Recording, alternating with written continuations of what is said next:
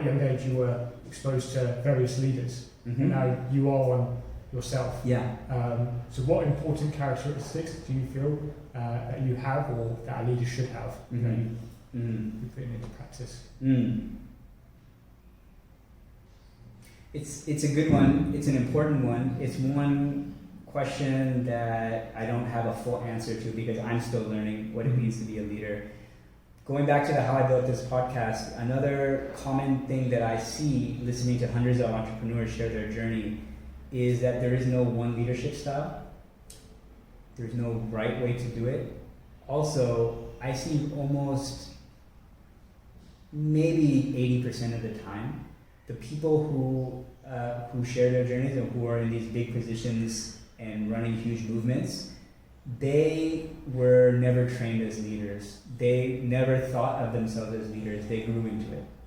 So the first thing to say is that leadership is not something that you have.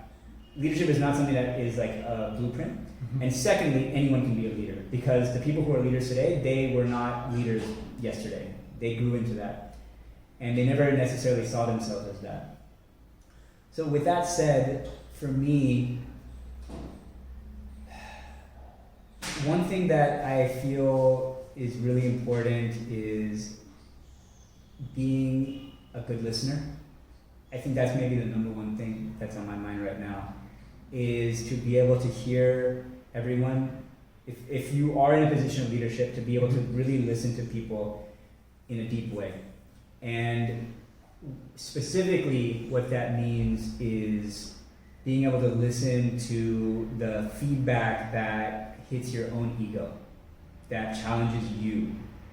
Something that also my business partner has been pushing me on and something I continue to work on is how to accept critical feedback. There are parts of my job that it's hard for me to hear feedback, where my ego steps in and I say, no, I know the right way and this is the right way. And every time that happens, I regret it because there is a lost opportunity to learn and to develop and grow, and also to give that person a chance to develop their own voice and to be a leader themselves. So it's a lose-lose situation to not listen. Yeah. Being a leader, to me, the best leaders are the best listeners. Yeah. And to listen deeply is a skill that I continue to try to acquire. And I think it goes from listening, and then because you are the leader, you need to make decisions. Yeah. So then where does that balance fit in? Decision making is ultimately, as someone who runs an organization, I think if you ask me to describe my role as CEO as a job description, it's just making decisions. Every business leader knows that all they're doing every day in and day out, is a series of decisions. You're making decisions large and small. So that is something that is part of the job, and that's basically the whole job. And in order to do that job well, I think it's incredibly important to be a good listener. And I think the skill in it also is to be able to take into account as much information as possible and to weigh all of the various and oftentimes conflicting information and to be able to synthesize it and to come up with something that is always like the best possible scenario. Mm-hmm. So also to appreciate in decision making that we never necessarily can come up with the right answer. You can come up with the best answer given a series of trade-offs. Yeah. So decision making comes down to, first of all, recognizing that there are trade-offs. Second of all, acquiring all the various data points to understand the trade-offs. And then to make a decision that weighs the most critical trade-offs amongst them, amongst the various ones. So to do that requires, again, discipline. Nothing doesn't. But also some critical thinking skill and the ability to just be systematic. And to do this fast requires, again, just practice. For me, it's like, at this point, the organization has come to a stage where I'm only making the most difficult decisions because they're only coming on my desk because they've been escalated. So someone else on the team has not been able to make that decision, and multiple people have not been. So they're like, now they've come to me. Yeah. And so there, at that point, you have to be fast, and you have to be confident.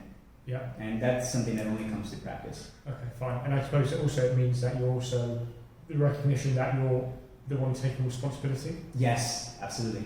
Even for the decision that you don't take yourself personally, ultimately, as the name behind the organization, you do have responsibility. So that's, again, going back to your question about building people versus building products or building things.